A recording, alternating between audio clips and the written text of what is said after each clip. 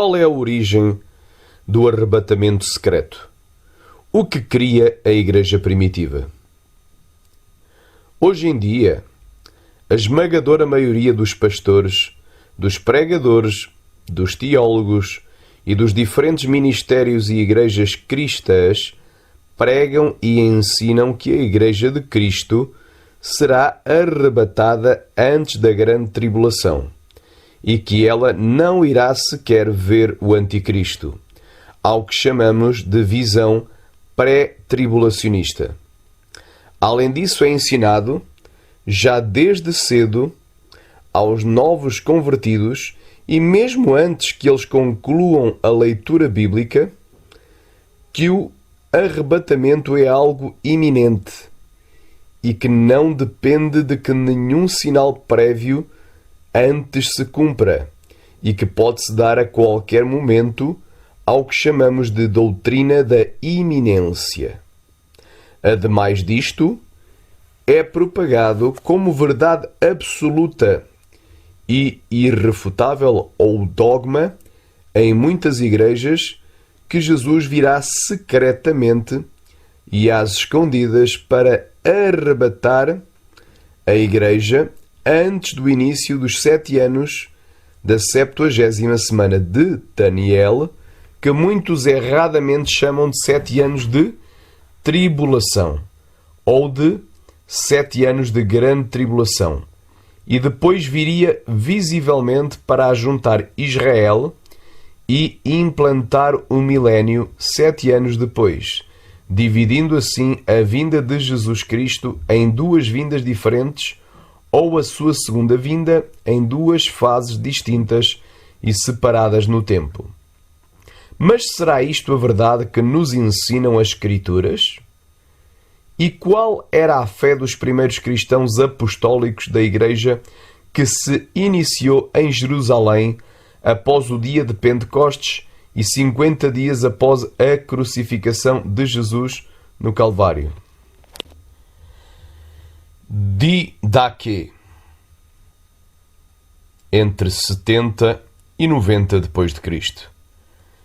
Este é provavelmente o mais importante documento pós-apostólico na história da Igreja, pois é datado de época muito remota, ainda no século I, quando ainda alguns apóstolos estavam vivos, e que resume em 16 capítulos as crenças cristãs daquele tempo.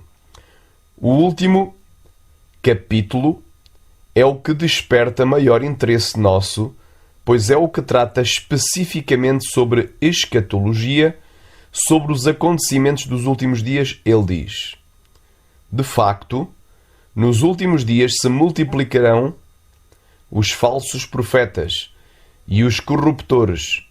As ovelhas se transformarão em lobos e o amor se converterá em ódio. Aumentando a injustiça, os homens se odiarão e perseguirão e se trairão mutuamente. Então o sedutor do mundo aparecerá como se fosse o Filho de Deus e fará sinais e prodígios. A terra será entregue em suas mãos e cometerá crimes como jamais foram cometidos desde o começo do mundo. Então toda a criatura humana passará pela prova de fogo, e muitos escandalizados perecerão. No entanto, aqueles que permanecerem firmes na fé serão salvos por aquele que os outros amaldiçoam. Então aparecerão os sinais da verdade. Primeiro, o sinal da abertura no céu. Depois, o sinal do toque da trombeta. E em terceiro, a ressurreição dos mortos. Sim, a ressurreição, mas não de todos, conforme foi dito. O Senhor virá e todos os seus santos estarão com ele. Então o mundo assistirá ao Senhor chegando sobre as nuvens do céu. Didaquê 16, do 3 ao 6. O que a Didaquê diz nos textos acima é exatamente aquilo que os pós-tribulacionistas ensinam. Além de ela não mencionar absolutamente nada de arrebatamento secreto, volta de Jesus ou ressurreição dos mortos antes da grande tribulação, ela ainda é bem clara em afirmar que toda a criatura humana passará pela prova de fogo, que diante do texto não restam dúvidas de que se trata da grande tribulação. Ela não diz que só os ímpios passarão pela tribulação, mas toda a criatura humana, sem mencionar nenhum arrebatamento da Igreja antes disso. Como se isso não fosse suficientemente claro, ela ainda diz que aqueles que permanecerem firmes neste contexto da tribulação, entre aspas, prova de fogo, serão salvos ao fim dela, fazendo alusão ao que Jesus disse em Mateus 24:13. Aquele que perseverar até ao fim será salvo.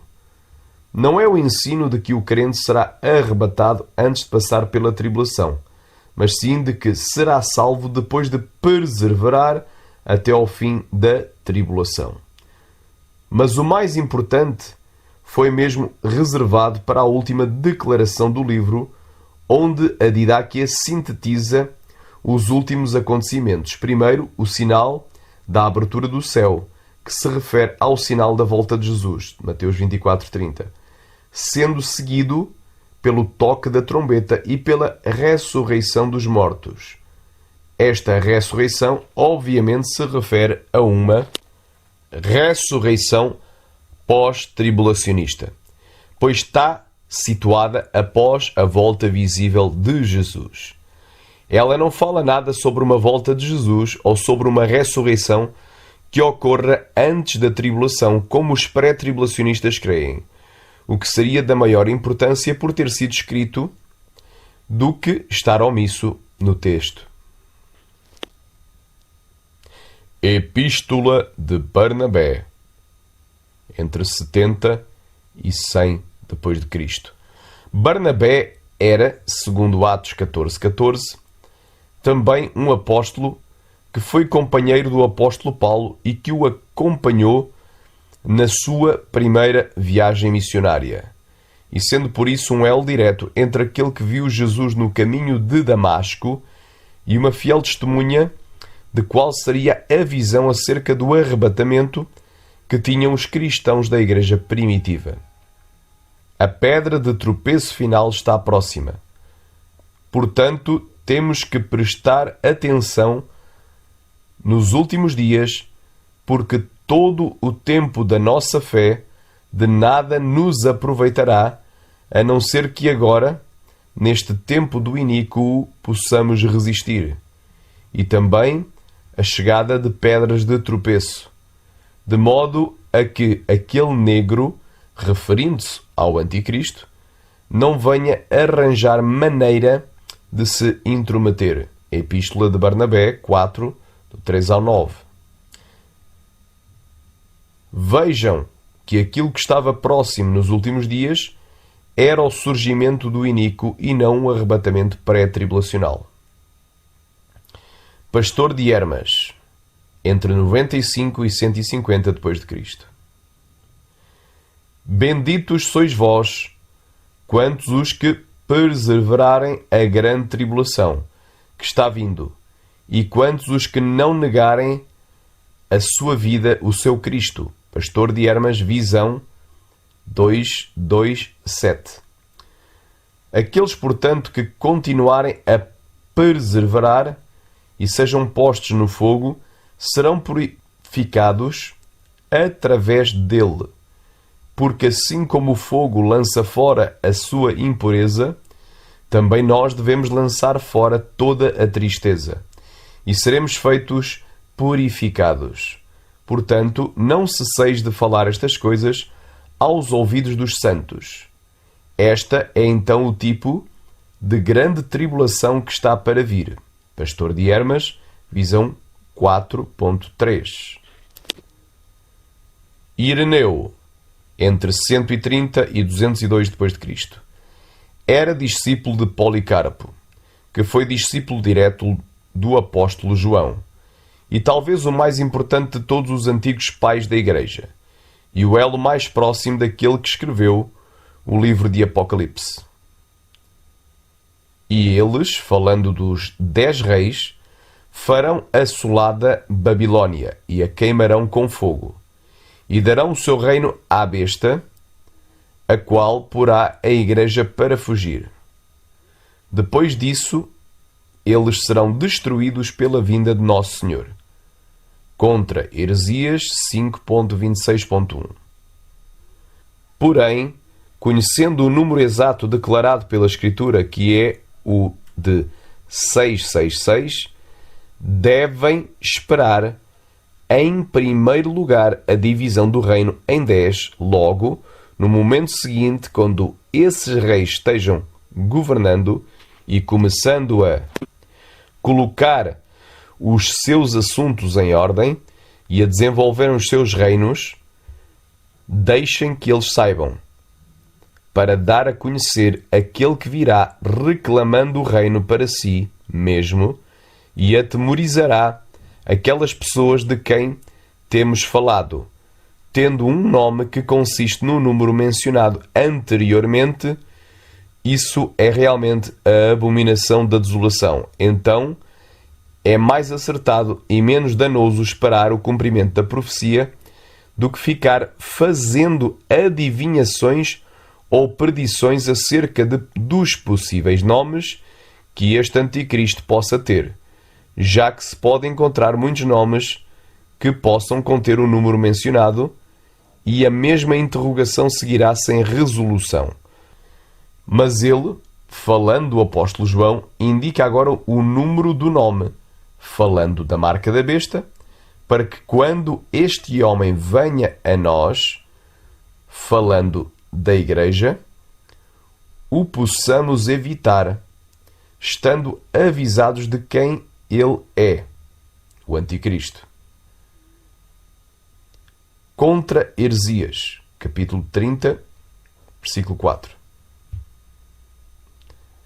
Porque tudo isto e outras palavras foram inquestionavelmente faladas em referência à ressurreição do justo, que terá lugar depois da vinda do anticristo e da destruição de todas as nações debaixo do seu governo, no que os justos irão reinar na terra. Contra Heresias 5.35.1. Tertuliano, entre 160 e 220 depois de Cristo.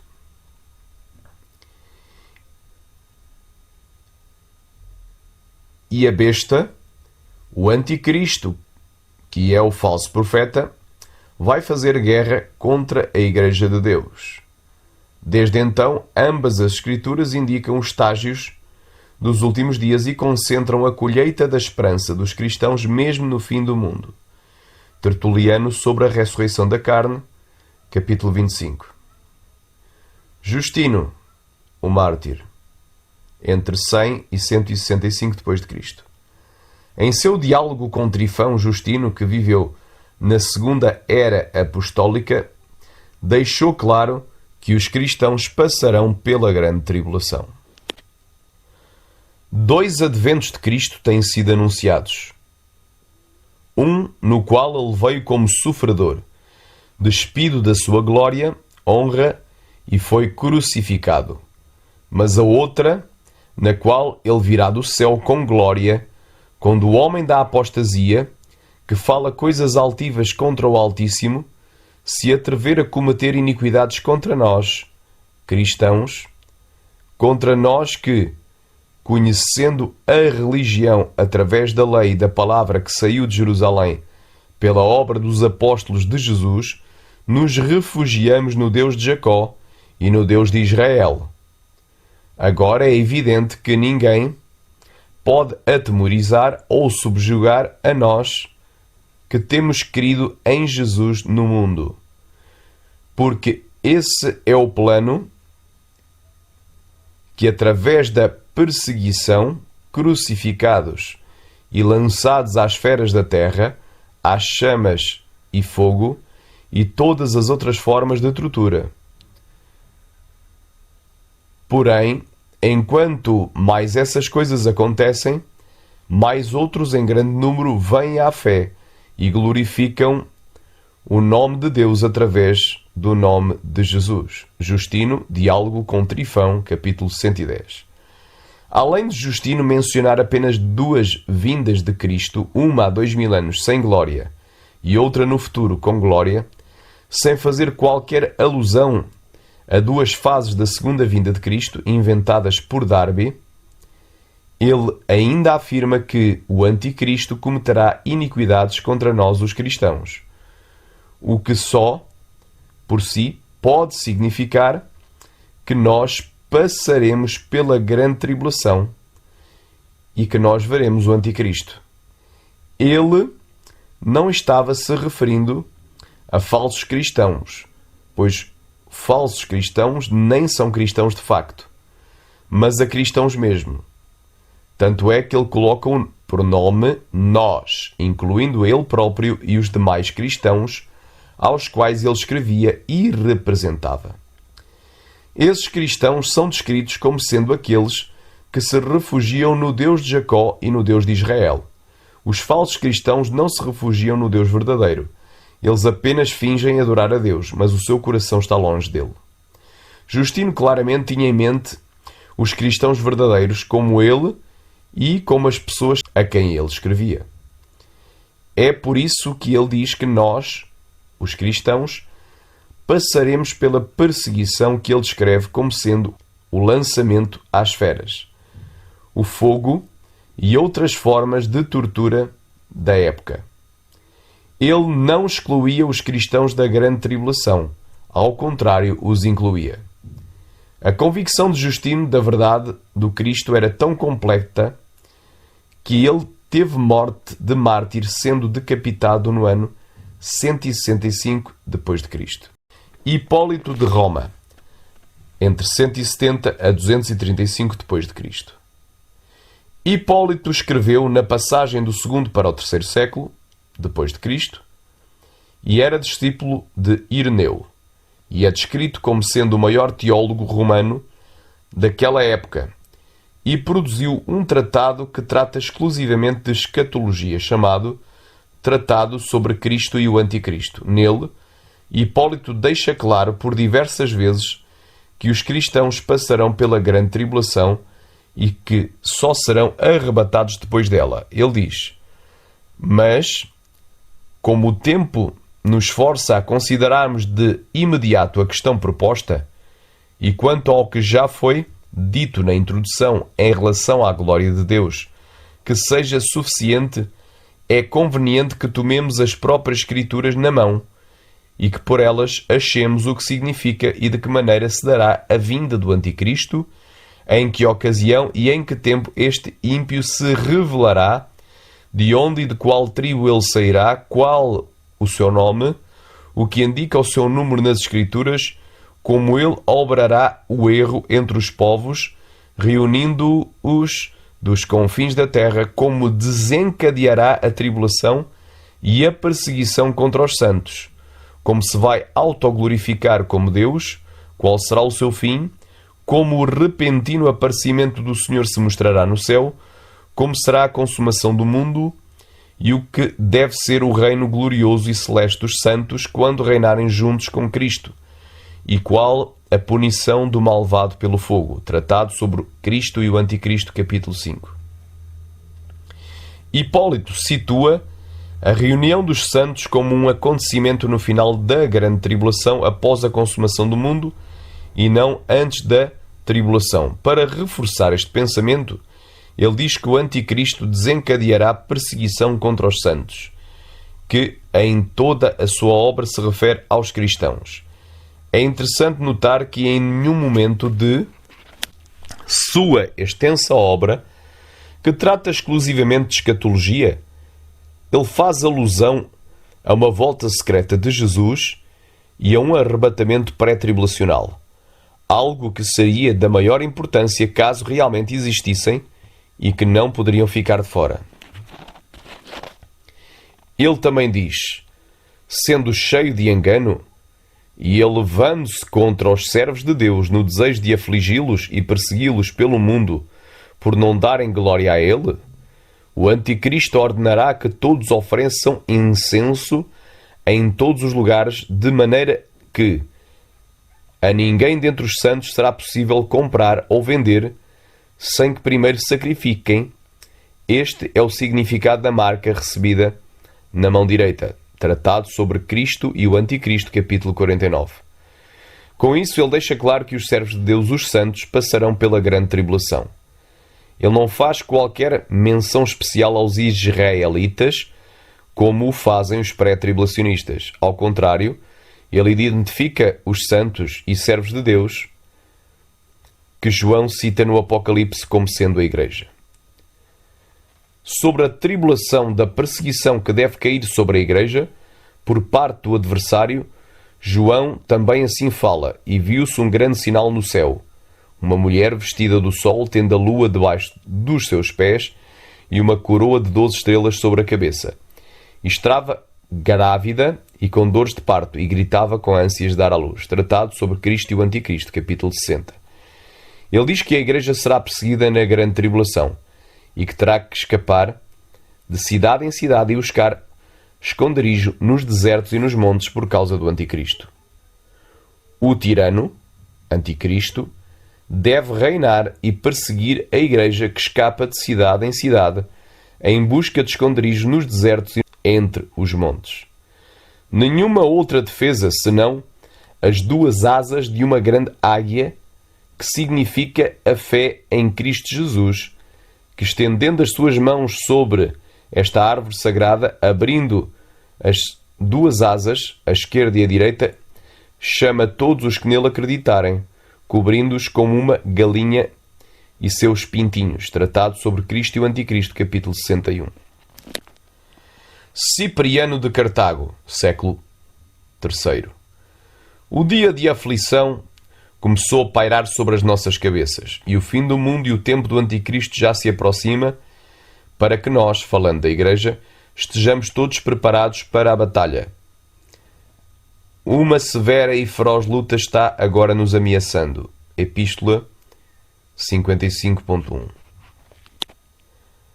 Victórios, martirizado no ano 303 d.C., que foi martirizado sobre a perseguição do imperador Dioclécio, e que escreveu o primeiro comentário do Apocalipse, interpretado versículo por versículo.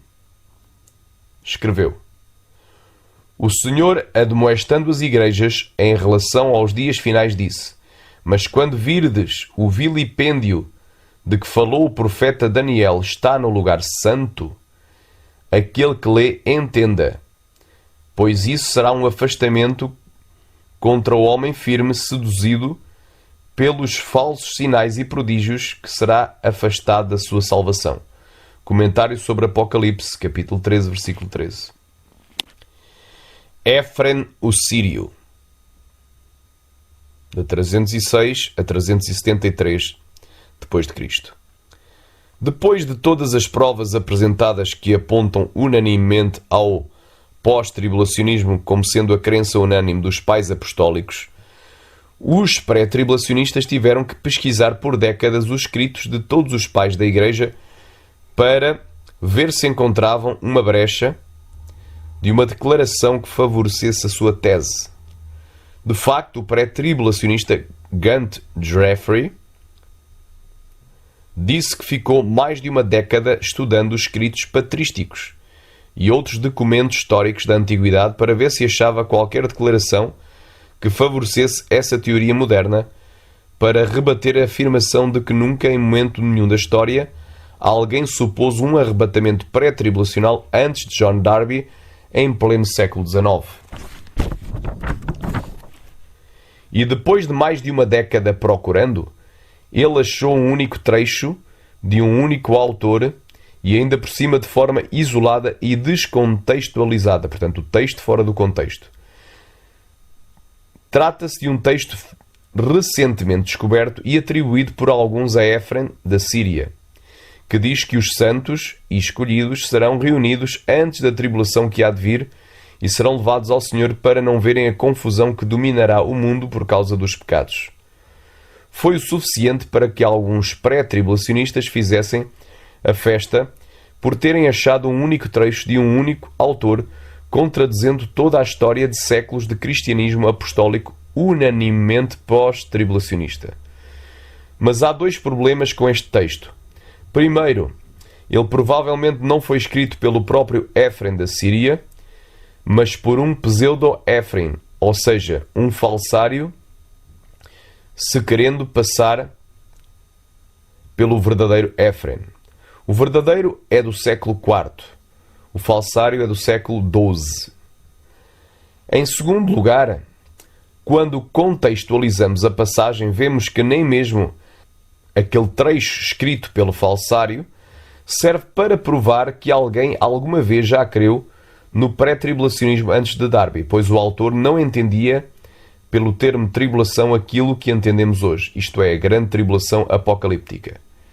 Mas estava fazendo uma referência ao que Paulo diz em 2 Tessalonicenses 1, do 3 e o 10, quando o apóstolo fala da tribulação como sendo uma paga, juízo, que sobrevirá aos ímpios após a grande tribulação.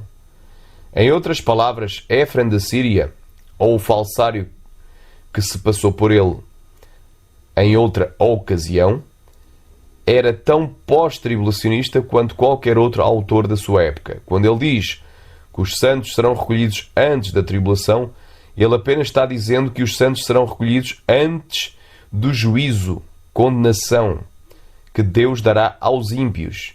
E isso se dará após o término da tribulação apocalíptica. A confusão que dominará o mundo como consequência do pecado é a destruição desta terra para dar lugar aos novos céus e nova terra prometidos por Deus, também ao término da grande tribulação e não antes dela. Tudo isso fica mais claro quando mostramos tal declaração diante do seu devido contexto que diz: nós devemos compreender perfeitamente por isso, meus irmãos, o que é iminente ou pendente. Houve fomes e pestes, abalos violentos das nações e sinais, os quais foram previstos pelo Senhor e foram cumpridos, consumados. E nada mais resta, excepto a vinda do iníquo, o homem do pecado, na plenitude do reino romano. Porque estamos ocupados com os negócios do mundo. E a nossa mentalidade nos desejos pecaminosos deste mundo ou nas preocupações deste tempo. Portanto, porque não sujeitamos cada preocupação com as coisas terrenas e nos preparamos para o encontro com o nosso Senhor Jesus Cristo, para que nos leve da confusão que oprime o mundo. Acredite-me, queridos irmãos, porque a vinda do Senhor está próxima. Acredite em mim, porque o fim do mundo está próximo. Acreditem, porque é o verdadeiro final dos tempos. Ou não irão crer a menos que vejam com os seus próprios olhos. Vejam que esta frase não se cumpre em vós, como declara o profeta. Ai dos que desejam ver o dia do Senhor. Porque os santos e escolhidos serão reunidos antes da tribulação que há de vir, e serão levados ao Senhor para não verem a confusão que dominará o mundo por causa dos pecados. E assim, meus queridos irmãos, é a 11ª hora, e o fim do mundo vem com a ceifa, e os anjos armados e preparados com foices nas mãos, esperando o império do Senhor. Lima, Fernando Alves, Escatologia Primitiva, parte 5, Efraim o Sírio. Disponível em http://pós-tribulacionismo.blogspot.com.br 2011-08 Escatologia Travessão Primitiva, Travessão Parte, Travessão 5, Travessão Efraim, Travessão U.html. Acesso em 14/12/2013. O contexto todo favorece a visão pós-tribulacionista, pois, para Éfrem, quando escreveu o texto, a vinda do Senhor e o fim do mundo estavam próximos. E os sinais já se haviam cumprido, excepto a vinda do Anticristo. Esta afirmação jamais sairia da boca de um pré-tribulacionista, pois isto significaria que a vinda do homem do pecado é iminente, e um sinal que falta para a vinda do Senhor e o fim do mundo. Essa tribulação que o pseudo-Éfrem se refere não é a tribulação do Apocalipse mas a ira de Deus que será derramada no dia do Senhor antes do milénio. Ele também faz alusão ao fim do mundo que vem com a ceifa, que é uma referência a Mateus 13, do 36 ao 43, e a Apocalipse 14, do 14 ao 20. Ambos os textos pós-tribulacionistas, que retratam acontecimentos que ocorrerão após a grande tribulação e não antes dela. Portanto, Éfrem não cria que os santos serão arrebatados antes ou no meio da tribulação, mas depois dela. Assim como todos os outros pais da igreja. Ele estava fazendo uma referência à tribulação que Paulo se refere, portanto, à tribulação entre aspas, que Paulo se refere em 2 Tessalonicenses 1, 13 e 10, que não é a tribulação apocalíptica, mas sim a ira do dia do Senhor, também chamado de grande e terrível dia da sua ira, em Apocalipse 6, 17. Vemos claramente que quem quer que tenha escrito esta carta de Éfrem era um cristão que cria num arrebatamento pós-tribulacional e pré-ira de Deus, ou seja, antes da ira de Deus. Se de facto é justo diante de Deus que dê em paga tribulação aos que vos atribulam. Portanto, analisem bem este texto de 2 Tessalonicenses 1, 3 e 10. Se é de facto justo diante de Deus que dê em paga tribulação aos que vos atribulam. Portanto, Deus vai dar uma tribulação como punição, como vingança, como condenação àqueles que farão passar os cristãos pela grande tribulação. Portanto, primeiro vem a tribulação dos que nos atribulam, dos que irão atribular a igreja, depois virá a tribulação, ou seja, o juízo, a ira de Deus que será derramada sobre aqueles que atribularam a igreja. E a vós que sois atribulados, ou seja, e à igreja e aos cristãos que suportarão a grande tribulação, descanso connosco, porque era o apóstolo Paulo que estava escrevendo, e os mortos vão ressuscitar primeiro, e depois nós, os que estivermos vivos, seremos transformados e juntamente arrebatados com eles nas nuvens a encontrar o Senhor nos ares, e assim estaremos sempre com o Senhor. Portanto, o apóstolo Paulo, que iria morrer depois, aleluia, ele fala aqui, os que vão passar pela tribulação vão ter descanso connosco, juntamente com o apóstolo Paulo, porque os mortos ressuscitarão primeiro e depois os que estiverem vivos serão transformados e juntamente seremos arrebatados. Portanto, este descanso é o arrebatamento, descanso quando se manifestar o Senhor Jesus desde os céus com os anjos do seu poder. Quando labareda de fogo tomando vingança dos que não conhecem a Deus e dos que não obedecem ao Evangelho de nosso Senhor Jesus Cristo, os quais, por castigo, padecerão a eterna destruição ante a face do Senhor e a glória do seu poder, quando vier para ser glorificado nos seus santos e para se fazer admirável naquele dia em todos os que crerem. Porquanto o nosso testemunho foi querido entre vós, segundo Tessalonicenses 1, o 13 e o 10. Portanto, repare que primeiro vem a tribulação dos que vão atribular a igreja, dos ímpios, do anticristo e do falso profeta. Primeiro vem a grande tribulação contra os escolhidos. E depois vai vir o quê? A punição, a paga de Deus, que aqui também é mencionado que vai ser como uma tribulação, mas que na realidade vai ser a ira do Senhor, porque Deus nos livra da ira vindoura. Mas em parte alguma das Escrituras nos diz que Deus nos livrará da grande tribulação. A palavra tribulação, telipsis, e o verbo atribular, telibo, sempre que aplicados à igreja, é sempre uma aflição, angústia, aperto e tribulação que os cristãos devem passar pela vontade permissiva de Deus. É, portanto, uma prova da sua fé e a cruz que devemos levar. Mas as poucas vezes que a palavra tribulação é aplicada aos ímpios e aos crentes rebeldes, como no caso da falsa profetisa Jezabel, de Apocalipse, aí é, sim, uma punição da parte de Deus pela sua desobediência. Deus nos promete isentar da ira vindoura, ira essa que se iniciará no começo do dia do Senhor, após a tribulação daqueles dias. Mas Deus não diz em parte alguma das Escrituras que a Igreja escapará de passar pela escatológica grande tribulação daqueles dias. Mas Jesus foi bem claro quando disse: no mundo tereis tribulações. João, capítulo 16, versículo 33. Já a tribulação que o ímpio e o cristão néscio e rebelde irão passar é a ira do Senhor, que serão derramadas na terra após o arrebatamento da Igreja no escatológico dia do Senhor.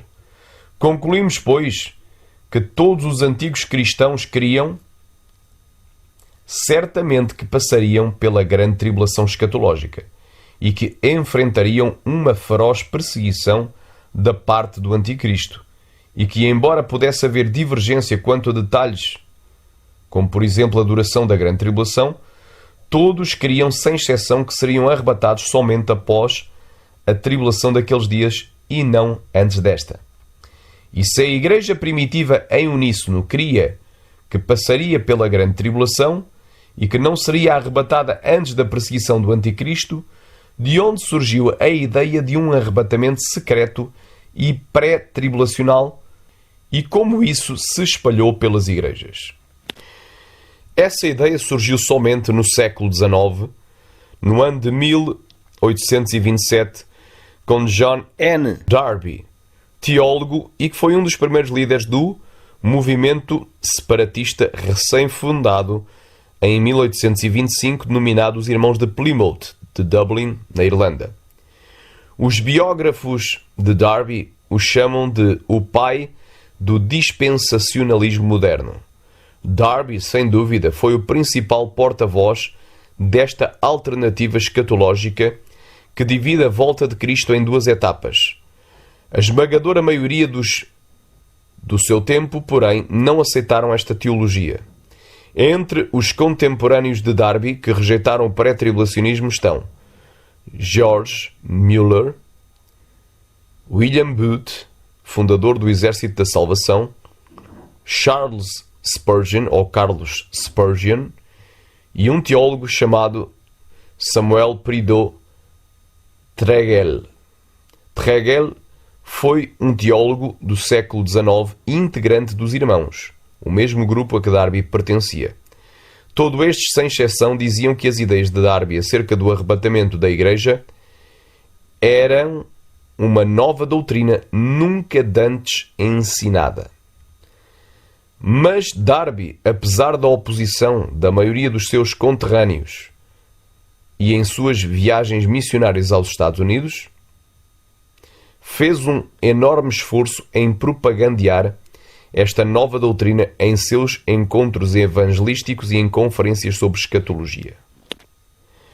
Em 1909, Cyrus Ingress Scofield, um sagaz advogado americano, colocou em sua Bíblia de referência, nas notas de rodapé, os comentários de John F. Darby acerca do arrebatamento secreto iminente e pré-tribulacional.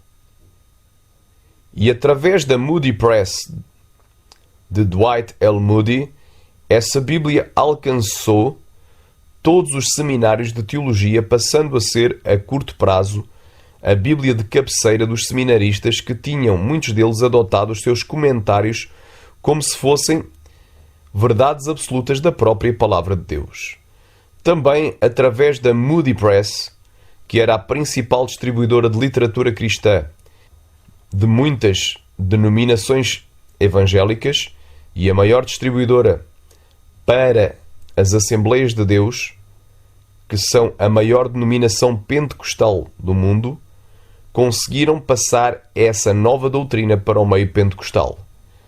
E hoje é rara a igreja pentecostal que não tenha abraçado a doutrina do arrebatamento pré-tribulacional. Mas a igreja, por 19 séculos, nunca conheceu esta doutrina, nunca creu nesta doutrina e nunca ensinou esta doutrina.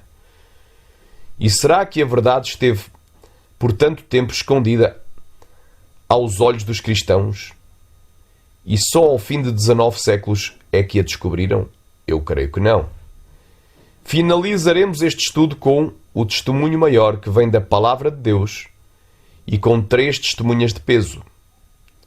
Primeiro, João, o autor do livro de Apocalipse. Segundo, o apóstolo Paulo. Terceiro, o próprio Jesus Cristo, nosso Senhor.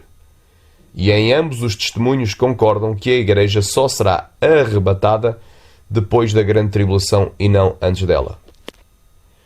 João nunca mencionou nenhum arrebatamento em Apocalipse acontecendo antes da grande tribulação. Mas a grande multidão que ele viu, que havia sido arrebatada, era de todas as nações. E eles tinham passado, ou seja, atravessado, a grande tribulação.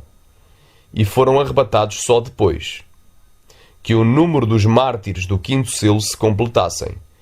E após os sinais celestiais no sol e na lua, da abertura do sexto selo do Apocalipse, e antes mesmo que a ira de Deus do dia do Senhor começasse a ser derramada na terra, no sétimo selo. Apocalipse 7, do 9 ao 17. Depois destas coisas olhei, e eis uma multidão, a qual ninguém podia contar, de todas as nações, e tribos, e povos, e línguas, que estavam diante do trono e perante o Cordeiro, trajando vestes brancas e com palmas nas suas mãos. E clamavam com grande voz, dizendo: Salvação ao nosso Deus que está assentado no trono e ao Cordeiro. E todos os anjos estavam ao redor do trono e dos anciãos e dos 4 animais, e prostraram-se diante do trono sobre os seus rostos e adoraram a Deus, dizendo: Amém. Louvor e glória e sabedoria e ação de graças e honra e o poder e força ao nosso Deus para todo o sempre. Amém. E um dos anciãos me falou, dizendo... Me falou a quem? Falou a João.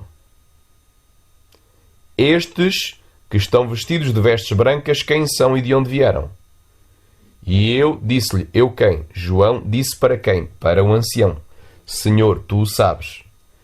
E o ancião lhe disse... E ele disse-me: Estes são os que vieram da grande tribulação, e lavaram as suas vestes, e as branquearam no sangue do Cordeiro. Por isso estão diante do trono de Deus, e o servem de dia e de noite, no seu templo.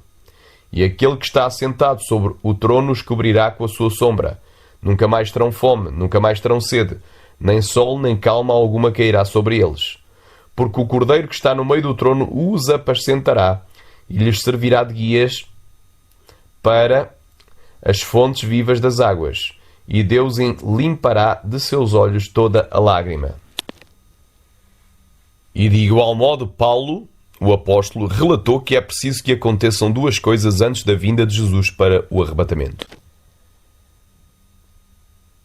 Primeiro, a apostasia e, em segundo lugar, a manifestação da besta. O anticristo se declarando Deus no lugar santo do templo de Jerusalém, a meio da 70ª semana de Daniel. 2 Tessalonicenses capítulo 2, do 1 ao 4. Ora, irmãos, rogamo-vos pela vinda de nosso Senhor Jesus Cristo e pela nossa reunião com Ele, o arrebatamento, que não vos movais facilmente do vosso entendimento, nem vos perturbeis quer por espírito, quer por palavra, quer por epístola, como de nós, como se o dia de Cristo, que é o dia do arrebatamento, estivesse já perto, ou seja, eminente. Ninguém de maneira alguma vos engane, porque não será assim. Não será assim o quê? O arrebatamento não se dará sem que antes venha a apostasia e se manifeste o homem do pecado, o filho da perdição. Portanto, é uma coisa mais outra. É a apostasia mais a manifestação do homem do pecado, o filho da perdição, o qual se opõe e se levanta contra tudo o que se chama Deus ou se adora. Portanto, ele vai iniciar uma grande perseguição contra os escolhidos, uma grande tribulação contra os escolhidos, de sorte que se assentará como Deus no templo de Deus, querendo parecer Deus. Aqui é uma referência clara à abominação da desolação a meio da 70ª semana de Daniel, capítulo 9. Por último, Jesus foi bem enfático, porque depois de descrever todos os sinais que antecedem a sua vinda, ele disse, Mateus capítulo 24, do 29 ao 31, e logo depois da tribulação daqueles dias, portanto é depois da tribulação daqueles dias, o sol escurecerá e a lua não dará a sua luz e as estrelas cairão do céu e as potências dos céus serão abaladas. Então aparecerá no céu o sinal do Filho do Homem e todas as tribos da terra se lamentarão e verão o Filho do Homem, vindo sobre as nuvens do céu com poder e grande glória. E ele enviará os seus anjos com rijo clamor de trombeta, os quais ajuntarão os seus escolhidos desde os quatro ventos, de uma à outra extremidade dos céus. Portanto, o arrebatamento da terra aos céus. Conclusão. Como conclusão, vou citar apenas 2 versos da Escritura. Mateus capítulo 18, versículo 15 e 16. Ora, se o teu irmão pecar contra ti, vai e repreende-o entre ti e ele só. E se te ouvir, ganhastes a teu irmão. Mas se não te ouvir, leva ainda contigo 1 ou 2, para que pela boca de 2 ou 3 testemunhas toda a palavra seja confirmada.